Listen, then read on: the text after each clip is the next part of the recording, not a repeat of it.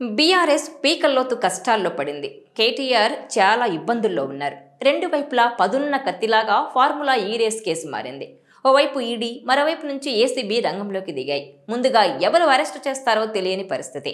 ఎలాగోలా బయటపడాలని కోర్టులో పిటిషన్ల మీద పిటిషన్లు వేస్తూ వెళ్తున్నారు కేటీఆర్. ఇలాంటి పరిస్థితుల్లోనూ అధినేత కేసీఆర్ ఫామ్ హౌస్కే పరిమితమయ్యారు. ఎక్కడా నోరు తెరవడం లేదు.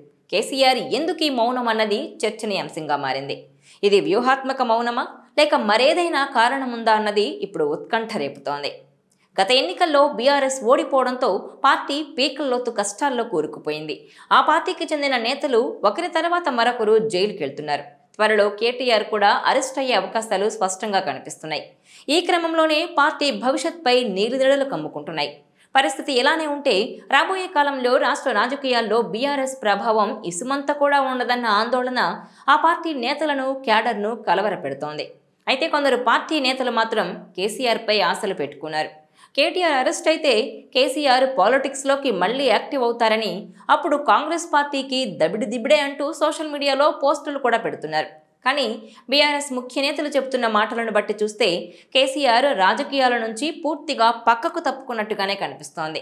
అందుకే ఆయన అసెంబ్లీ ఎన్నికల్లో ఓటమి నాటి నుంచి రాజకీయాల్లో యాక్టివ్గా ఉండడం లేదు. కేటీఆర్ అరెస్ట్ అయినా కూడా కేసీఆర్ బయటకు రాకపోవచ్చని, హరీష్, కవితలే పార్టీ బాధ్యతలు తీసుకోబోతున్నారన్న చర్చ బీఆర్ఎస్ పార్టీ వర్గాల్లో జరుగుతోంది.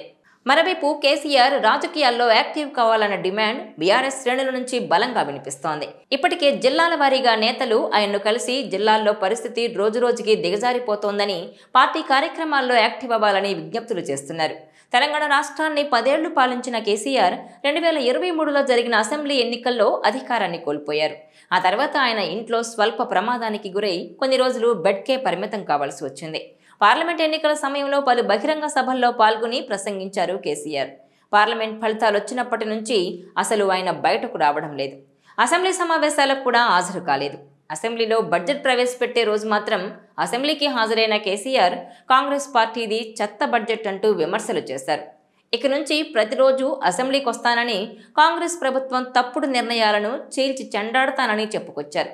కానీ ఆయన రాలేదు.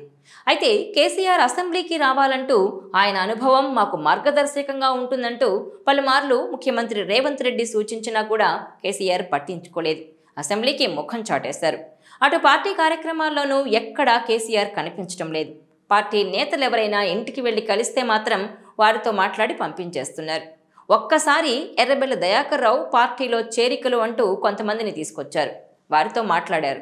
ఆ వీడియో రిలీజ్ అయింది. అయితే అది అధికారిక వీడియో కాదని, ఓ వ్యక్తి ఫోన్లో తీసిన వీడియో. మొత్తం మీద కేసీఆర్ ఇప్పుడప్పుడే బయటకు రావాలనుకోవడం లేదని తెలుస్తోంది.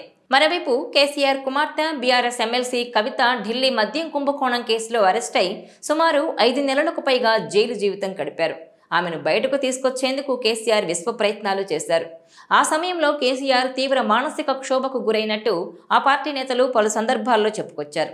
ప్రస్తుతం కేటీఆర్ అరెస్టు కాబోతున్నారన్న వార్తల నేపథ్యంలోనూ కేసీఆర్ ఆందోళనలో ఉన్నారని అంటున్నారు. అయితే 2025 జనవరి నుంచి కేసీఆర్ పార్టీ కార్యక్రమాల్లో పాల్గొంటారని గతంలో పలుమార్లు కేటీఆరే చెప్పుకొచ్చారు. కానీ ఆ పరిస్థితి కనిపించకపోవడంతో పార్టీ శ్రేణులు ఆందోళన చెందుతున్నాయి.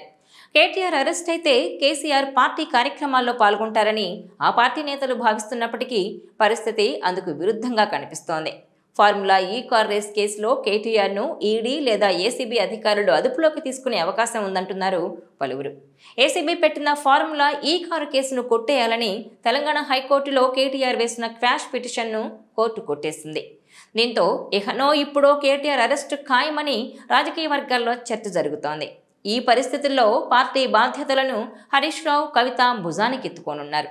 కేటీఆర్ అరెస్ట్ అయి జైలుకెళ్తే కనీసం 6-7 నెలలు లేదా ఇంకా ఎక్కువ కాలమే జైల్లో ఉండే అవకాశాలున్నాయంటున్నారు న్యాయ నిపుణులు.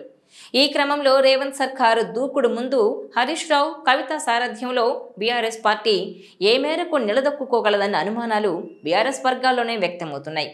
మొత్తం మీద పార్టీ కష్టాల్లో ఉన్న కేసీఆర్ బయటకు రావడం లేదంటే పార్టీ విషయంలో ఆయన చేతులెత్తేసినట్టే కనిపిస్తోందన్న చర్చ రాజకీయ వర్గాల్లో జరుగుతోంది. ఇక ఫార్ములా ఈ కార్ రేస్ కేసులో కేటీఆర్ అరెస్ట్ అయి కేసీఆర్ రాజకీయాల్లో యాక్టివ్ కాకుండా ఉంటే బీఆర్ఎస్ పార్టీని వీడేందుకు కొందరు నేతలు సిద్ధంగా ఉన్నట్టు తెలుస్తోంది. అధికార కాంగ్రెస్ లేదా బీజేపీలో చేరేందుకు వారంతా రెడీగా ఉన్నట్టు సమాచారం.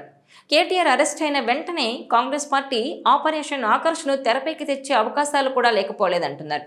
ఈ క్రమంలోనే భారీ సంఖ్యలో జిల్లాల వారీగా బీఆర్ఎస్ నేతలు కాంగ్రెస్ కండువా కప్పుకునే అవకాశాలున్నాయి. ఈ పరిస్థితుల్లో బీఆర్ఎస్ పార్టీని కాపాడుకోవాలంటే కేసీఆర్ రాజకీయాల్లో యాక్టివ్ కావాలన్న డిమాండ్ ఆ పార్టీ నేతల నుంచి బలంగా వినిపిస్తోంది. అయితే కేసీఆర్ మాత్రం ఇక నా వల్ల కాదన్నట్టుగా చేతులెత్తేసినట్టు పార్టీ వర్గాల్లో చర్చ జరుగుతోంది. ఆ చర్చే నిజమైతే రాబోయే కాలంలో బీఆర్ఎస్ పార్టీ తెలంగాణ రాజకీయాల్లో కనుమరుగు కావడం ఖాయమన్న వాదన కూడా వినిపిస్తోంది. అయితే బిడ్డలు జైలుకెళ్లడం అనేది ఎవరికైనా మానసిక వేదన కలిగించేదే.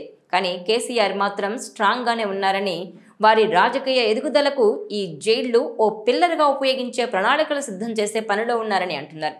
అలా చేస్తే కేసీఆర్ మౌనానికి అర్థం ఉంటుందని, లేదంటే మాత్రం మొత్తం పోతుందని గులాబీ కార్యకర్తలు ఆందోళన చెందుతున్నారు.